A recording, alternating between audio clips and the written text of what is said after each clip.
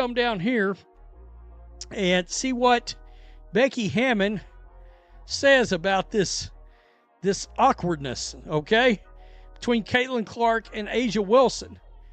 Hammon also witnessed the league's massive growth spike since 2024, which is largely attributed to Caitlin Clark's arrival in the WNBA. CNBC's Alex Sherman interviewed the iconic coach on November 12th at one point that S.A. Wilson's own coach, and she just said the quiet part out loud. When CNBC's Alex Sherman sat down with Becky Hammon in November, he asked the question everyone's been dancing around: does it create an awkward dynamic when the general public thinks Caitlin Clark is the face of the league? But everyone inside the WNBA knows A'ja Wilson is the best player on the planet. Hammon's answer was diplomatic for about 30 seconds. She praised A'ja's hardware, her dominance, her 6 feet 4 inches frame that makes her unstoppable in the paint. But then came the sentence that A'ja Wilson fans absolutely did not want to hear: Caitlin Clark is bringing in the fanfare. Not they both bring fan, not the league benefits from multiple stars, Caitlin Clark is bringing in the fanfare. Present tense, singular credit. And coming from the coach who's supposed to be selling A'ja Wilson as the undisputed face of the league, that's a massive admission. Sort of a awkward dynamic at all, question mark. Should be noted, I mean, there are a lot of foul calls that does send A'ja Wilson to the line. I'm just gonna, to the point that other fandoms literally call it her special whistle. I mean, when she plays, special whistle literally trends online. Here's what makes that statement so significant. Becky Hammon isn't some talking head on ESPN, trying to generate clicks. She's the head coach of the Las Vegas Aces, A'ja Wilson's coach, the person whose job literally depends on keeping her superstar happy and motivated. She has every incentive to protect A'ja's status as the league's premier player.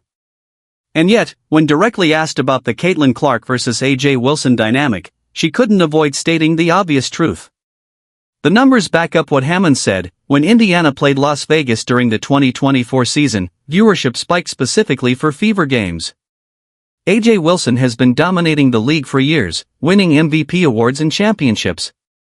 But the massive growth spike that everyone keeps talking about, that didn't happen until Caitlin Clark entered the league. Quote, I don't think so, Hammon responded. I think people want to make more of it than what it is. Let the numbers do the talking. The winning do the talking. Caitlin had a tough year. Obviously, with injuries this year, she's going to be a tremendous player in the league. No doubt about that. A'ja Wilson is the best player on the planet, and she's got the hardware and the numbers and everything to back it up. But Caitlin Clark is bringing in the fanfare.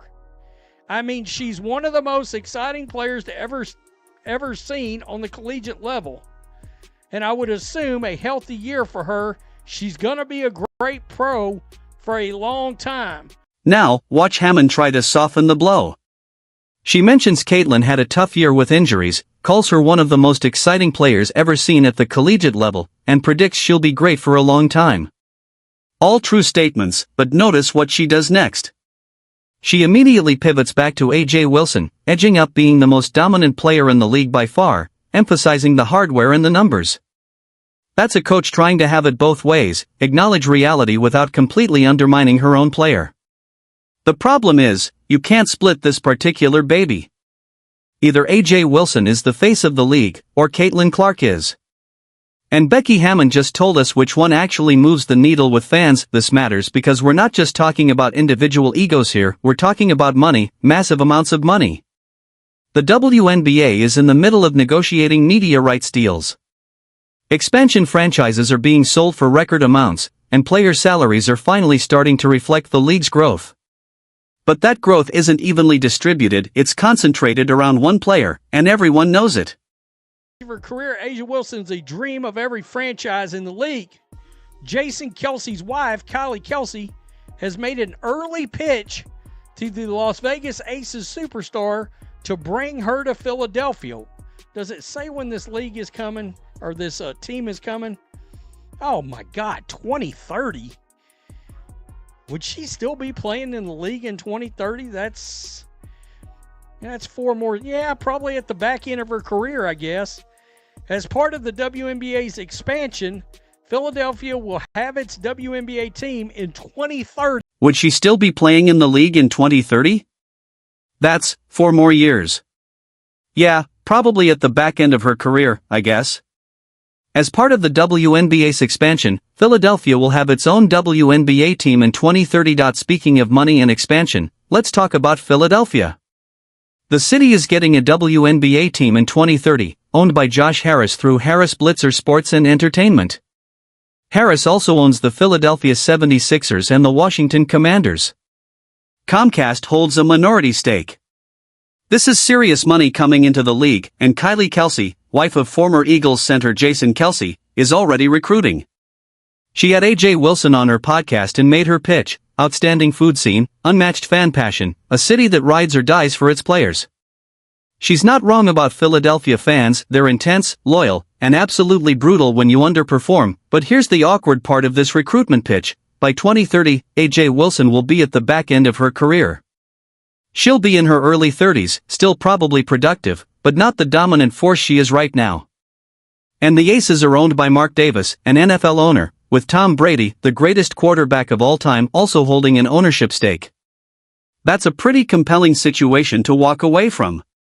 However, it didn't deter the wife of former Philadelphia Eagles center from making an early pitch to the best player in the world, and it was compelling. Quote, "I can set the scene for you," Kelsey said. "Our food scene, outstanding. I will tell you, the passion from fans in Philadelphia, oh yeah, unmatched. I will say on the receiving end, from visiting teams, negative feedback from people who joined us, 10 out of 10. Big fans. They're big fans of our fans. We pour it all into it. We really love the people who ride for." The expansion draft dynamics are fascinating here.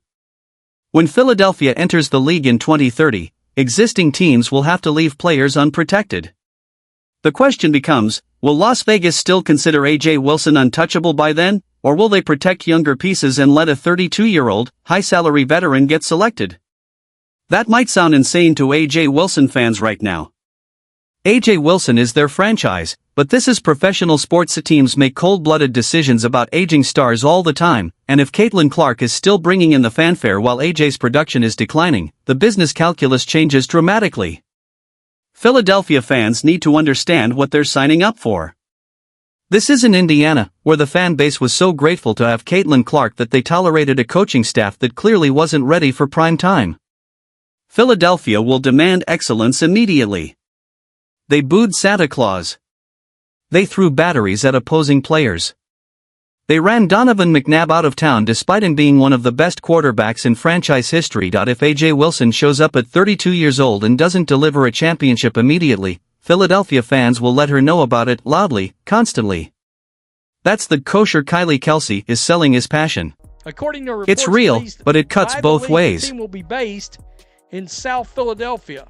Harris Blitzer Sports Entertainment has the ownership of the team, with Comcast holding a minority stake.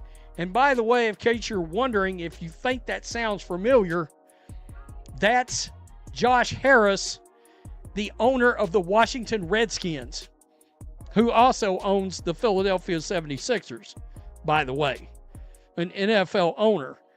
I suspect that's going to be a pretty badass market, actually. Look, I don't want to act like she's wrong about something. Let's get back to the core issue, the awkward dynamic between perception and reality. A.J. Wilson has the MVP awards. She has the championship rings. She has the scoring records. By every objective basketball measurement, she's the best player in the WNBA right now. Nobody disputes that, but Caitlin Clark has something A.J. doesn't: the ability to make casual fans care. She brings people who've never watched women's basketball into the arena and keeps them watching. That's not a skill you can teach or replicate. It's star power, charisma, Whatever you want to call it, and it's worth more than any statistical category. The WNBA has had dominant players before: Lisa Leslie, Candace Parker, Diana Taurasi, all legends, all deserving of their status, but none of them generated the kind of mainstream attention that Caitlin Clark did before she even played a professional game. Iowa's women's basketball games were outdrawing men's games. That's unprecedented.